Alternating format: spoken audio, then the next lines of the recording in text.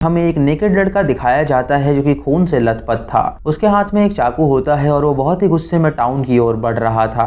फिर हमें उस टाउन का पुलिस स्टेशन दिखाया जाता है जहाँ पे डेप्यूटी स्टुअर्ट और डेप्यूटी लॉरा मौजूद थे। स्टुअर्ट अपनी गाड़ी में अपना सारा सामान रख रहा था क्योंकि वो लोग वहाँ से निकलने वाले थे। दरअसल उस टाउन में बहुत सारे लोग गायब हो रहे थे और वो लोग इस बात का पता नहीं लगा पा रहे थे कि आखिर वो लोग कहाँ गायब हो रहे हैं। इसीलिए उन्होंने फैसला किया था कि वो लोग अब ये टाउन छोड़ के चले जाएंगे। स्टुअर्ट अंदर आके लॉरा से कहता है कि उन्हें अब यहाँ से चलना चाहिए, तो लॉरा उससे कहती है कि उनका शरीफ जैक अभी तक नहीं आया है और अगर वो यहाँ से बिना बताए जाएंगे तो उसे अच्छा नहीं लगेगा। वहाँ पे उनका एक कैदी भी होता है जिसे उन्होंने जेल में बंद रखा था। स्टुअर्ट जब बाहर और भी बॉक्सेस गाड़ी में डाल रहा होता है तो अचानक उसे जंगलों में से किसी की आवाज आती है। तभी वहाँ पे एक ट्रक ड्राइवर आता है जो कि हंटिंग करने के लिए वहाँ पे आया था। वो स्टुअर्ट से कहता है कि वो अपना लाइसेंस रिन्यू करवाना चाहता है। तो स्टुअर्ट उसे बताता है कि इस टाउन में अब बहुत ही कम लोग रह गए हैं, तो अगर वो यहाँ पे शूटिंग करेगा तो किसी को कोई फर्क नहीं पड़ेगा। ये सुन के वो बंदा वहां से चला जाता है और हम उस खून से लथपथ लड़के को देखते हैं जो कि उन्हें घूर रहा था। जब डेप्यूटी स्टुअर्ट बॉक्सेस को रख रहा होता है तो वो उसके पीछे से गुजर के स्टेशन में चला जाता है। तभी लॉरा उसे देख के जोर से चिल्लाती है और उस पे गन तान देती है और जब स्टुअर्ट वहां पे आता है तो वो उसे देख के हैरान हो जाता है। वो लड़का कुछ भी नहीं बोल रहा होता और वो कैदी को घूर रहा होता है। वो उंगलियों से उसका ब्लड उठा के चाटता है तो उसे पता चलता है कि वो क्रिमिनल काफी खतरनाक है। तभी लॉरा नोटिस करती है कि अचानक उनकी ग्रुप फोटोज पे उसके दोस्तों के चेहरे पे खून लगा हुआ है। ये देख के वो हैरान हो जाती है और सोचती है कि आखिर ये कैसे हो गया। फिर हमें शेरिफ जैक दिखाया जाता है जो कि अपनी दोस्त एमी को बचाने के लिए जा रहा था। एमी को किसी ने पेड़ से टांग रखा था और जैक वहां आके उसकी जान बचाता है। जैक उससे कहता है कि उसे उस कातिल को पकड़ने जाना होगा तो वो यहीं पे उसका इंतजार करे, लेकिन एमी उससे कहती है कि वो उसे छोड़ के ना जाए। जैक उसकी एक नहीं सुनता और उसके किडनैपर को ढूंढने के लिए जाता है, लेकिन तभी वो कातिल एमी के पास आ जाता है और उसे जान से मार डालता है। तभी शेरिफ जैक की आंखें खुलती हैं और वो ये एक सपना देख रहा था। दोस्तों, एक साल पहले शेरिफ की दोस्त एमी ऐसे ही मारी गई थी और शेरिफ उसकी मौत का जिम्मेदार अपने आप को मानता था, इसीलिए उसे अक्सर एमी के सपने आया करते थे। तभी स्टुअर्ट शेरिफ के पास आता है और उसे बताता है कि उनके पास एक लड़का आया है जो कि खून से लथपथ है। ये सुनकर शेरिफ हैरान हो जाता है और स्टेशन जाने लगता है, लेकिन तभी एमी का पिता वहाँ पे आता है जो कि शेरिफ से कहता है कि उसकी बेटी की मौत का जिम्मेदार वही है। जैक उससे माफी मांगता है और उसे बताता है कि उसकी बेटी की फाइल पे अब कोई और काम कर रहा है और वो बहुत जल्द उस कातिल को ढूंढ लेंगे। उसके बाद जैक पुलिस स्टेशन पहुंचता है जहां लॉरा उसे बताती है कि उसने उस लड़के को बांध दिया है। जैक जब उस लड़के के पास जाता है तो वो लड़का उसे घूरता है। जैक उससे पूछता है कि उसके शरीर पे जो खून है वो किसका है, तो वो लड़का उसका कोई भी जवाब नहीं देता। जैक उसे धमकाता है और उससे कहता है कि अगर ये इंसान का खून निकला तो वो उसे खुद जान से मार डालेगा। जब जैक वहां से जा रहा होता है तो वो दरवाजे पे खून से लिखा हुआ देखता है कि कोई यहाँ से नहीं जाएगा। ये देख के जैक हैरान हो जाता है और सोचता है कि आखिर ये लड़का यहाँ पे आके ये कैसे लिख सकता है। वो ये बात लॉरा से पूछता है तो वो उसे बताती है कि वो भी शॉक्ड है। जैक को लगता है कि ये वही कातिल है जिसने एमी और बाकी सबको मारा है, लेकिन उसके पास कोई सबूत नहीं होता ये साबित करने के लिए। तभी हम उस लड़के के कान से ढेर सारा खून बहता हुआ देखते हैं जो कि जैक की तरफ जाता है और वो खून के जरिए उनकी बातें सुनता है और उस खून को वापस ले लेता है। जैक उस कैदी को ऑर्डर देता है कि वो रेडियो से डॉक्टर को कांटेक्ट करने की कोशिश करे और उसे यहाँ पे बुलाए और वो स्टुअर्ट और लॉरा से कहता है कि वो अनपैकिंग करना शुरू कर दें क्योंकि वो यहाँ से इस केस को बिना सॉल्व करे नहीं जा सकते। फिर हमें डार्बी नाम की एक लड़की दिखाई जाती है जो कि एक वेट डॉक्टर थी। वो हेलन नाम की बूढ़ी औरत के घर जाती है और उसे उसकी बेटी की फोटो देती है। दोस्तों, हेलन की बेटी और उसका पति वहाँ हुए एक एक्सीडेंट की वजह से मारे गए थे और डार्बी उसकी बेटी की दोस्त थी तो वो उसे अपनी फोटो देती है। डार्बी उससे कहती है कि उन लोगों को ये डैम नहीं बनाना चाहिए था क्योंकि अगर ये डैम नहीं बनता तो जेसिका और उसके फादर अभी जिंदा होते। ये सुन के हेलन उसे गले लगा लेती है और उससे कहती है कि वो अपनी बेटी को बहुत मिस करती है। तभी डार्बी को जैक का कॉल आता है तो वो उसे रिसीव करती है। जैक उससे पूछता है कि क्या वो टाउन से बाहर निकल गई है, तो डार्बी उसे बताती है कि वो अभी टाउन में ही है। जैक उसे बताता है कि उनके यहाँ पे एक लड़का आया है जो कि खून से लथपथ था और उन्होंने उसके खून के सैंपल लिए हैं तो वो पता लगाए कि वो इंसान का खून है या जानवर का। डार्बी ये काम करने के लिए राजी हो जाती है तो जैक उससे कहता है कि वो अपने डेप्यूटी को उसके पास भेज रहा है। उसके बाद जैक अपनी गन उठा के जंगल की ओर जाता है तहकीकात करने के लिए और हम अंदर इस लड़के को देखते हैं जिसके शरीर पे ढेर सारे स्पाइडर थे। स्टुअर्ट डार्बी के पास वो सैंपल लेके आता है और डार्बी जब उसका टेस्ट करती है तो वो स्टुअर्ट को बताती है कि इस खून में एक नहीं बल्कि 3 इंसानों का खून है। वो ये बात जब स्टुअर्ट को बताती है तो इसे सुन के वो काफी हैरान हो जाता है और वहां से चला जाता है। तभी वो हंटर आदमी अपने ट्रक में वहां पे आता है जो कि डार्बी को को देख के रुक जाता है। वो उसे गंदी निगाहों से घूरता है, जिससे हमें पता चलता है कि वो एक बुरा इंसान है। इधर जैक जंगल में जब छानबीन कर रहा होता है तो उसे जमीन पे कई सारे खून के धब्बे मिलते हैं। वो उनका पीछा करते हुए जब आगे जाता है तो जंगल में उसे किसी के होने का एहसास होता है। तभी वो उस जगह पे पहुंचता है जहां एमी मारी गई थी और हम यहाँ उस लड़के को देखते हैं जिसके सर से ढेर सारा खून निकल रहा था। वो जैक को अपनी शक्तियों से देख पा रहा था और खून की कुछ बूंदे वो उस पे गिराता है, जिससे जैक को एमी का विजन आता है जो कि वहीं पे मारी गई थी।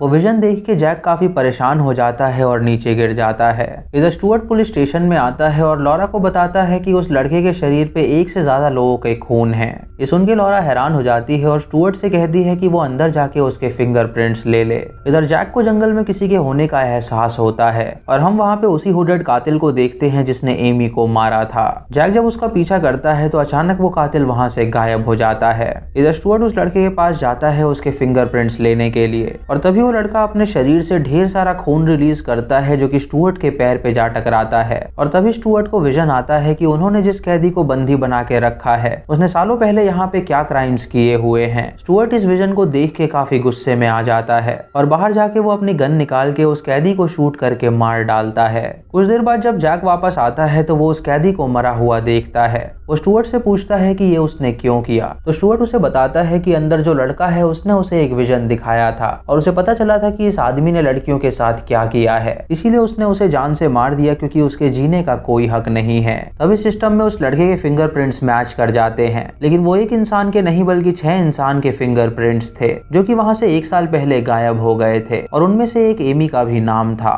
ये देख के शरीफ और डेप्यूटी हैरान हो जाते हैं और सोचते हैं कि ऐसा कैसे हो सकता है। लॉरा तुरंत FBI एजेंट रसल को कॉल करती है और उसे उनके केस के बारे में बताती है। रसल उससे कहता है कि वो नहीं जानती कि वो किस चीज से डील कर रही है, तो भला इसी में है कि वो लोग उस लड़के को छोड़ दें और वहां से चले जाएं। तभी हम रसल के बैकग्राउंड में खून से लथपथ एक लड़के को देखते हैं, जिससे हमें पता चलता है कि शहर में भी वो लोग उससे डील कर रहे हैं। जैक जब उस लड़के से पूछताछ करने के लिए जाता है तो वो उस पर चिल्लाता है और वो लड़का अपना खून रिलीज करके जैक को टच करने वाला होता है, लेकिन तभी लॉरा वहां आके जैक को बाहर ले जाती है और उससे कहती है कि वो उस लड़के से बात ना करे क्योंकि रसल ने कहा है कि वो लड़का बहुत खतरनाक है और वो लोग उससे दूर रहें।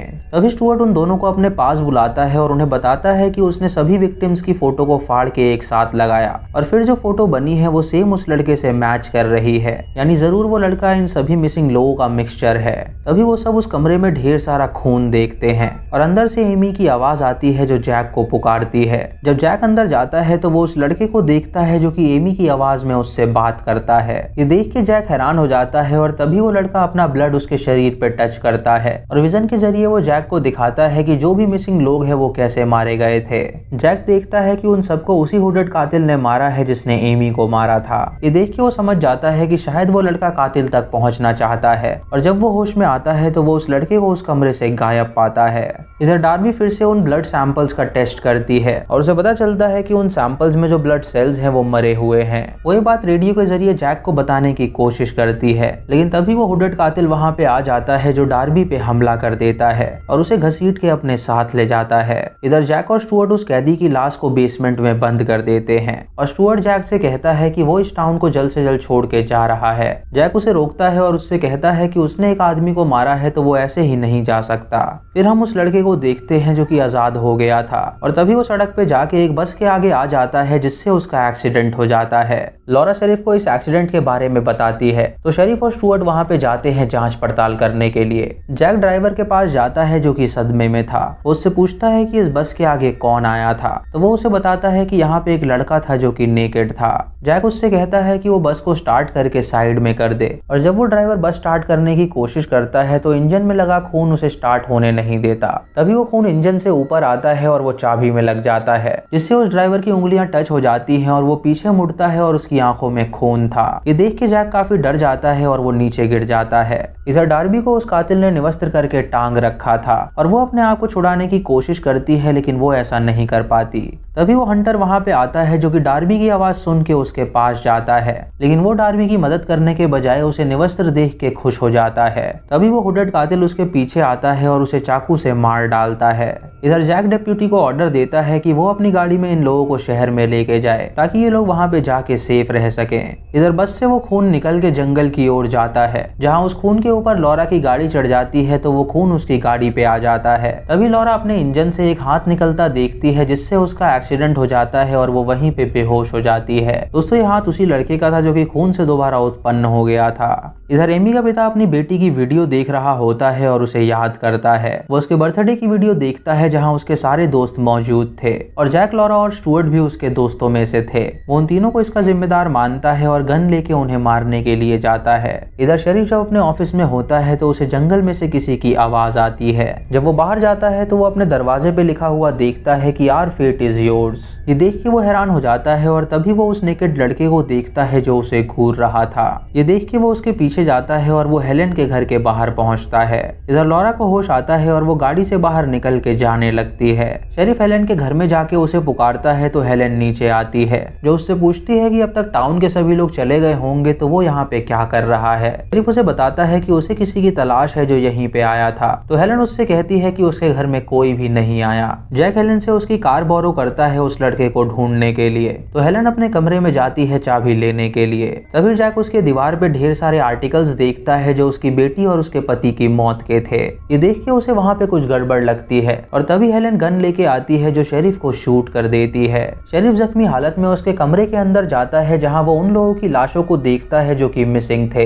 ये देख के वो समझ जाता है कि हेलेन ही वो कातिल है जो यहाँ पे लोगों को मार रही थी और तभी हेलेन उसके पीछे आके उस पे हमला कर देती है जिससे वो बेहोश हो जाता है। इधर लॉरा जब पुलिस स्टेशन में आती है तो एमी का पिता उस पे गन तान देता है। वो उससे कहता है कि वो उसे जैक के पास ले जाए, वो उसे अपने हाथों से जान से मारना चाहता है। इधर स्टुअर्ट अपनी गाड़ी से उस बस को टो करने की कोशिश करता है, लेकिन तभी वहाँ पे रसल आ जाता है जो कि एक शॉटगन लेकर आया था। स्टुअर्ट उससे पूछता है कि वो यहाँ पे क्यों आया है। तो रसल उसे बताता है कि उसे पता चल गया है कि वो नेकेड लड़का यहाँ पे क्यों आया है। मुर्दे अब जिंदा हो गए हैं और उनकी आत्माएं इसी रूप में आ रही हैं बदला लेने के लिए। ये सुन के स्टुअर्ट हैरान हो जाता है और रसल उससे कहता है कि उसे याद है कि सालों पहले उसने एक निर्दोष को मारा था। तभी स्टुअर्ट पीछे देखता है और उसे वो निर्दोष आदमी दिखाई देता है जिसे उसने मार डाला था। वो आदमी अपनी शक्तियों से स्टुअर्ट को पीटता है और उसे मार डालता है और हमें फ्लैशबैक में दिखाया जाता है कि स्टुअर्ट ने उसे एक झूठे केस में फंसाया था और उसने उसे शूट करके मार डाला था जबकि वो निर्दोष था। दोस्तों यानी जो खून से लथपथ लड़का था वो भी अपना बदला लेने के लिए वापस आया था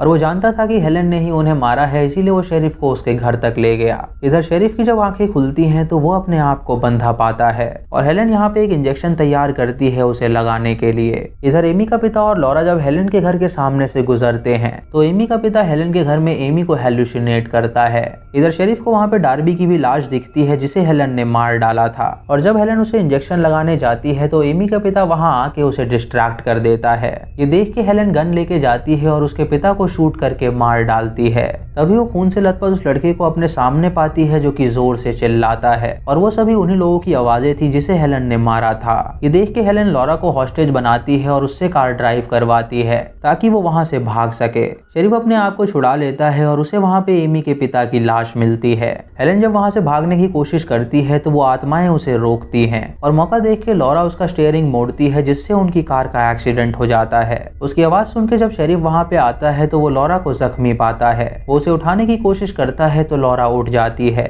लॉरा उससे कहती है कि वो उसकी चिंता ना करे, वो हेलेन के पास जाए उसे मारने के लिए। उसकी बात शेरिफ मान जाता है और हेलेन को ढूंढने के लिए जंगल की ओर जाता है। इधर हेलेन जंगल में अपने सीक्रेट बॉक्स के पास जाती है और उसके अंदर से एक गन निकालती है। शेरिफ हेलेन को चिल्ला के कहता है कि उसकी फैमिली की मौत एक एक्सीडेंट थी और उसने जिन लोगों को मारा है इसमें उनकी कोई भी गलती नहीं थी। हेलेन उससे कहती है कि वो सब उन्हीं की गलती थी। उन्होंने वो डैम बनवाया था जिससे उसकी बेटी और उसके पति का एक्सीडेंट हुआ और इसीलिए उसने सबको मार डाला ताकि वो बदला ले सके। जब वो शेरिफ को मारने के लिए जाती है तो वो नेकेड लड़का उसके सामने आ जाता है जो कि उसका गला काट के उसकी फूड पाइप पकड़ता है और उसे याद दिलाता है उसके क्राइम्स के बारे में। तभी हेलेन का शरीर गल जाता है और उसकी वहीं पे मौत हो जाती है।